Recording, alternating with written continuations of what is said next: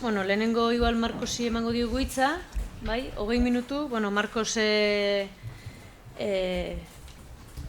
filosofoa da, esango dut. Batzutan filosofia lizentzia duna, bestatutan filosofoa esaten dut, baina zuri filosofoa esaten ausartzen naiz. Ez dakit eskerrak eman. Bai, doktoreak baita. Esan nahi dute, astero irratian filosofatzen duzu eta filosofia herrira ekartzen da, bueno, luzatu gabe. Bueno, broma bat zan, besterik. Marcos Zapidainek bere hitzaldiari honako titulu hau jarri dio, Giza berea, hizkuntza eta zentzua. 20 minututara ia errenditzeko gaizare. Bale. Bueno, eskema bat, ez eta hitzaldia bikaina izan beti egiten du ilusioa ikustea ja bukatzen ari. Hau hartu zezu, hau pasai duzu. Eta hasiko naiz, praktikoa izaten da beti Kante irurenketa hori ez, zer filosofiaren muin moduan. Alde batetik epistemologia, ezagutzaren teoria, zer ezagut dezaket, gero zer egin behar dut, etika politika, eta azkenik zer itxaron dezaket.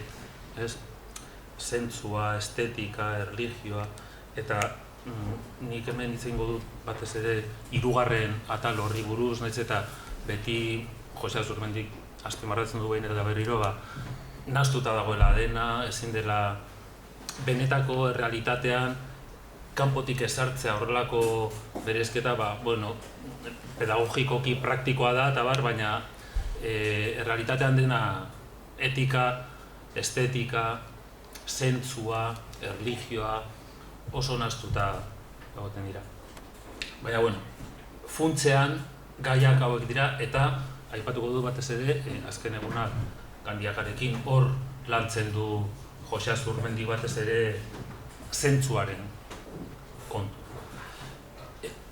Esan izan da, bi filosofo mota egon dela historian batez ere. Alde batetik, zoriona lehenesten dutenak, eta hor edukiko genituzke, ez dakit Aristoteles, Epikuro, estoikoak, Spinoza, Nietzsche, eta bestalde batetik askatasuna lehenesten dutena. Eta hor, adibidez, Rousseau, Kant, Hegel, Sartre, adibidez, esan izen batzuk botatzagatik. Jose Azurmendi izango genuke bigarren taldekoa. Berak, Fito Rodríguez ondo esan duen ez lehen, askatasunari ematen dio garrantzia handiagoa, zorionari baino. Baina, Joseren askatasuna ez da heroikoa. Ze abiapuntua nahiko apala du eta gabestia bada. Jose definitzen du gizakia abere hiztun moduan, eta mintzamena datorkio urradura bat izatetik naturatik nolabait. Aberea da, gizona abere hutsa da, baina abere guztiek dauzkate ezaugarri bereziak, errinozeroak berea dauka, eta guk daukagu Joseren ustez funtsean mintzamena. Horrek bere izten gaitu gainerako animalien gandik.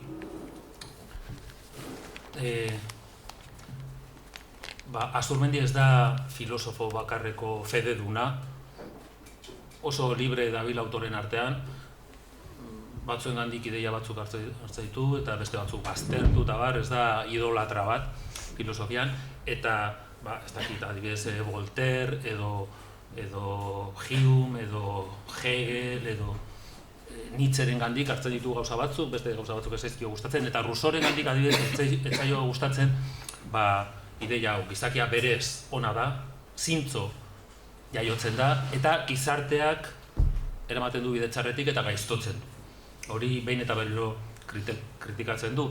Baina, bai uste dut, Rousseauren bigarren diskurtsoan agertzen den metafora hau onartuko lukeela, Jose Azurmendik adierazteko zein den gizakien eta gainerako abereen arteko bereizketa. Rousseau, zuk uxo bati, eta uxoa instintu naturalak programatu du alea jateko.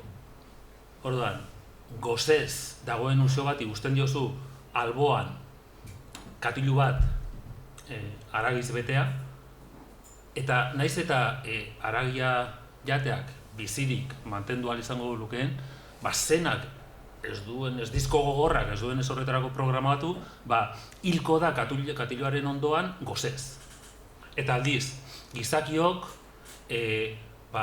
gozerik gabe jan dezakegu, eta barauak egin ditzakegu, motibo politikoengatik edo motibo religiosoengatik, desirari gabe masturbatu gaitezke, Rousseauk esaten du, gizakiarenean, desira asedenean ere gogoak bizirik dirauela. Orduan, ez eukitzea programazio natural bat dortoka oskolatik atera bezain pronto handik 5 minutura badaki bizitza osoan zer egingo duen, aldiz guk behar dugu sekulako hezkuntza prozesu luzea, historia badaukagu ere bai, eta horrek ematen digu askatasun bat aula, gabeziatik datorrelako, bukatu gabeak gaude, animaliak ez bezala. Eta gainera, Jose Azurmendik erabiltzen du hizkuntzaren kontzepzio bat, Hegelena ez bezalako, horregatik Hegelen askatasunaren kontzepzioa, eta, Xabier Intzausti, espezialista, gogoaren fenomenologia euskeratu diguna, desmotibatu nahu erabat izaldi honetarako, zentu bezain pronto, jakinarazi dit, esan behar duan, horrein esan behar duan, atxorra dela, esango du, prestatu da neukan. Orduan, Hegelen askatasunaren kontzepzioa da, apur bat, imperiala, triunfala, heroikoa, badatoz bere filosofian hitza eta gauza, hizkuntza eta mundua. Hau da, zaldi kontzeptuari ez zaio falta zaldi empirikoen funtsaren ezer. Ondo dago eratua. Baina, Jose Azurmendik ez Hegelena baizik eta bere egiten du gehiago Nietzscheren ikuspuntua, hizkuntzari buruz. Batez ere aipatzen du, adibidez Susak argitaratu zuen liburuan Miranderen gaineko eraginak, Schopenhauer, Nietzsche eta Spengerrenak eta bar, hor aipatzen du egiaz eta gezurraz moraletik kanpoko zentzuan, asko gustatzen zitzaion Jose Azurmendiri testu hori, Igor Aristegik euskaratu zigun, zoritzarrez oso gazte joan zitzaiguna, eta hor Nietzschek esaten du, hizkuntza gizaberearen tresna triste, dauda, alusinazio horiek egia absolutua ezagutzen dugula hizkuntzaren bitartez eta bar direla antropomorfismoak, eta kontzeptuaren oinarria dela bere jatorri artistikoa ahaztu duen metafora bat. Metafora grekeraz da garraio. Gaur egun Atenasen oraindik, eta uste dut honek dauzkala ondorio filosofiko esanguratsuak, gaur egun ikuste dituzu transporte konpainiak dira metafora konpainiak. Hortan Nietzschek esaten du, guk hasieran munduaren aurrean jartzen garenean nerbio kitzikadura badaukagula, hori eragiten digu errealitateak, nerbio kitzikadura bihurtzen da irudi, itsaso, hodei, irudi, zuhaitz, eta gero irudi hori bihurtzen da soinu, hitz, itsaso, hodei, soinua, baina metafora garraio horretan gainbera bat dago. Hau da, indartsuagoa da nerbio kitzikadura irudia baino, eta indartsuagoa da irudia soinua baino. Orduan, azkenean hizkuntzaren eta errealitatearen arteko harremana ez da hegelianoa, ez da tos bat, eta haula da, horregatik Jose agian bere askatasuna da umila, apala, berra da euskalduna delako ere bai, eta euskaldun bati gaur egun horrela astea da super eta frantziskotarra gainera, orduan. Beste alde batetik, Jose Azurmendirentzat, Sartrerentzat ez bezala, askatasuna ez da individualista. da komunitatetik jasotzen dugun zerbait. Hau da, erabiltzen duen metafora da Levi-Straussena, esaten du Levi-Straussek gu, komunitatetik hizkuntza jasotzen dugun bezala, bizitzaren zentzuei buruzko aukerak ere komunitatean jasotzen ditugu. Orduan, komunitatearen trenean goaz, jaiotzetik, eta gure esku dagoena da, trenetik jetzi, edo ez, beste jendearekin hizketan joan, leiho ondoan ipini, gure burua bota trenetik, bera, baina berez aukera, zentzua eskaintzen zaigu komunitatean. Aldugu bukatu, aldugu berrasmatu, aldugu apur bat egokitu, baina komunitateak transmititzen digu. Eta ez da zerotik asmatutako zerbait individualista. Orduan, hau dena kontuan hartuta, Jose Azurmendi zailkatu behar izan ezkero, zentzuari dagokionez, zentzua, erlijioa, mitoa, ipuña, sinonimotzat erabiltzen ditugu, azken eguna Jagarekin liburuan, esan barko litzake agnostizismo antzeko batean dagoela, ez hau da, berak bat egingo luke igual Comte Sponville egiten duen zailkapena. Bere ustez, kontua ez da horren beste, zatik ez da alde batetik fededunak eta bestetik fedegabeak. Baizik eta alde batetik intolerante arroak eta beste alde batetik tolerante zabalak. Orduan, intolerante arroak esate ditu ergelkeri batzuk, adibidez. Badakit badela jainkoa. Edo badakit ez dagoela jainkorik. Eta Josek erantzungo dio, baina jainkoaren existentzia edo inexistentzia ez da jakite kontua. Ez dago zerikusirik froga razionalekin. Zerikusia du sentimenduarekin, emozioarekin, desirarekin. Beraz, askoz ere zuhurragoa da esatea.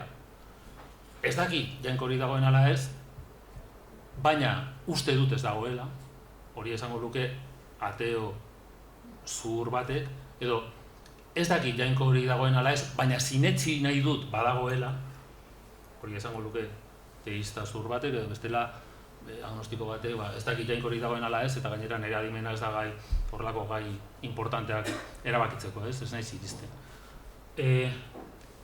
Zentzuari dagokionez, Azurmendik azpimarratzen du bestalde, askotan guk gure bizitza barruko zereginei zentzua topatzen diegula, adibidez, ez dakit, desagailua ipintzen dut, tranbia garaiz hartzeko, tranbia hartzen dut fakultatera joateko, karrera bat ikasteko, lan bat topatzeko, horre denak zentzua dauka, kontu bakoitzak bere alorrean, baina gero zenbat eta perspektiba osoago hartu, zentzua galtzen da. Ni botan haute mundura, hilko naiz laizter, zer raio da. Galaxia desagertuko dira, orduan, nolabait zentzua egongo litzateke zintzilik zentzu gabeziatik, absurdotik. Oinarrian izango genuke absurdoa eta gero eukiko genuke hori. Ez dakit zenbat falta den, ni ditzen naiz erdira. 7 minutu. 7 minutu, bai. Bueno, orduan, hemen, ez dakit Mentzakatorre gelditu den? Ez da gelditu. Bueno, Agustin Arrietari erantzunez esan du baloratu egin behar direla jarrerak, ez? Zentzuari dagozkionak, komeni dela. Aipatu du Gandiagaren jarrera, Mentzakatorrek, eta orduan, azken egunak Gandiagarekin liburuan, Jose Azurmendik denera 5 jarrera vital erakusten ditu zentzioari dagokionez. Bat, da, tipo Bilasante, Munilla edo Aita Santuena, ez, hau da, teista katoliko zurruna, eta horiek esan dute, bueno, zentzuari dagokionez, katolikotasunarekin nahikoa da, beste zer ez dugu behar, eta zerbait baldin badoa gaizki fededunekin eta bar da gizartearen errua, kontsumo gizartearena, gazteek ez dute respeturik, inoiz ez dute problematizatzen beraien eskaintza. Hori bat. Beste jarrera bat da, nolabait, zientifista ateoena hauei egurra ematen die, eta igual hori da euskal panoraman apur bat atentzioa ditzen duen, hau da, Jose Azurmendi pizkat kritikoa eta fedegabea da teismo katolikoari dagokionez, baina baita ere ateismoari dagokionez ere. Orduan, hauek batzutan badute jarrera bat kontu hauei buruz bizitzaren zentzua, heriotza, denbora, azken eguna Gandiagarekin liburuan tratatzen dituenak, esaten dutenak, hori txorakeria dira, badaukagu zientzia. Badaukate jarrera bat, positibismo zientifikoarena, 19. mendekoa, eta esate dute umekeria dira horiek, heldutasuna da zientzia, eta baztertu ditzagun. Josek uste du bi jarrera horiek osatzen dutela Euskal Herriko gehiengo soziologikoa. Eta horiek baloratzen ditu modu negatiboa. Gero, beste hiru jarrera aurkezten ditu, eta nik esango nuke ez dituela baloratzen, egiten ditu deskribatu. Bat da, berak ditzen duena mitologia berria, esango litzateke Mirande, Mirande, eta hori dator, Wagner, Hölderlin, Nietzsche, Ernst Junger ere bai, barbada, eta hauen jarrera da kristautasunarenak egin du, ez du ezer dago balio gaindituta dago, eta orduan berrasmatu behar dugu zentzu berri bat, erdi paganoa eta bizitzaren alde ipiniko dena. Eta Marx eta Feuerbachen ikuspuntuak gizaki berriari buruz eta hor kokatzen ditu ere bai, Jose Azurmendi. Hori alde batetik.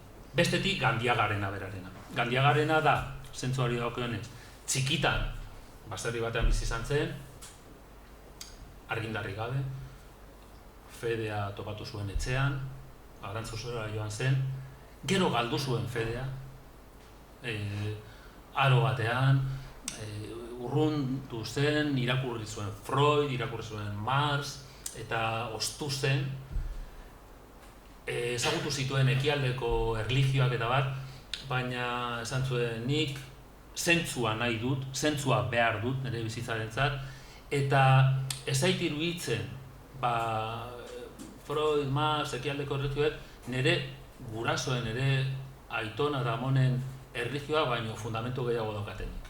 Orduan, erabakitzen du itzultzea, modu apal batean, eta berreskuratzea bere tradizioko zentzu apal hori, odisea bat egin eta gero. Eta gero bosgarrena da Jose Azurmendirena berarena, plantatzen duena. Eta da, Gandiagaren antzera egiten du ibilbide bat, fededuna, txikitan, eskola falangistara, gero Arantzazura, ez dakiz zer, gero urruntzen da era bat, bolada ateo bat, ezagutzen ditu kritika gogorrak eta bat, eta gero berak ez daki nola galduta ibilita gero, era galduta hori da odisea bat, itzuli egiten da Itakara, hau da, txikitako zentzura, baina ez du ezagutzen, topatzen du dena sakabanatua, zatitua, puskailetan, esaten du berak, eta orduan, esaten du, zentzua apurtu zait, eta ez hori bakarrik, apurtu zait ere bai, edo ez dakit zeri buruzkoa zen, zentzuaz galdetzen zuen esaldia. Hau da, bere burua aurkezten duera galduta ez, nola bai. Azurmendiretzat dagoena da, alde batetik, esan ezina, ezereza, absurdoa, eta gero, ipuin batzuk, evangelioak, txanogorritzu, hau da, ez da ateoa, baina hor, hitz egiteko modu oso libre badauka Jose Azurmendi, baina hor badago metralla oso potente bat, evangelioak, txanogorritzu, Hansel eta Gretel, horiek egiten digutena da, nolabait, hurbildu, seinaleak dira gure gogoa zabaltzen dutenak absurdo horretara, atzeman ezin, isil enigmatiko horretara, inguratzen gaituen. Dira zeinuak. Eta bere odisean gertatu zaiona izan da galdu egin duela doktrinak, evangelioak, ipuinak, mitoak, galdu egin du funtzio seinalizatzaile hori. Ja ez du eramaten atzeman ezin arraro horretara. Horregatik esaten du dagoela puskailata. Baina, garbi dagoena da, berarentzat uste dut, zentzua, bizitzaren zentzua, beti dagoela eskegita erabateko zentzugabetasunetik. Hori da.